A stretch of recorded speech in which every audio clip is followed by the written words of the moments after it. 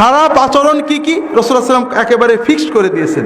বেশি কথা বলা, অহংকার করা, মানুষের সাথে রূঢ় আচরণ করা, কথা দিয়ে কষ্ট দেওয়া, গালি দিয়ে কথা বলা, এই ধরনের নির্ধারিত কিছু কাজকে রাসূলুল্লাহ সাল্লাল্লাহু আলাইহি ওয়াসাল্লাম বলেছেন এগুলো খারাপ আচরণ, এইটা যারা করবে তারা আমার উম্মত নয়, অথবা উম্মত হলেও অনেক দূরের উম্মত হবে।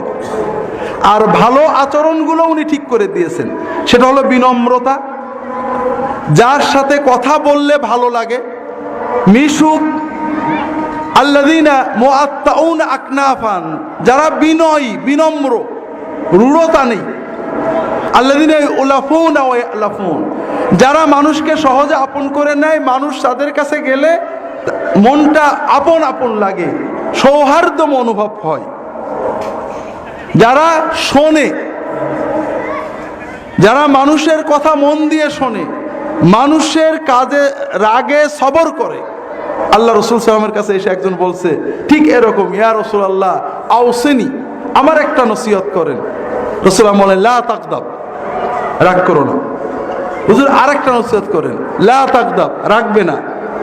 আরেকটা লা তাকদাব, অন্য হাদিস আছে লা তাকদাব ওয়ালাকাল জান্নাহ, তুমি শুধু রাগ নিয়ন্ত্রণ করবে, তোমার জন্য জান্নাতের নিশ্চয়তা দিচ্ছি।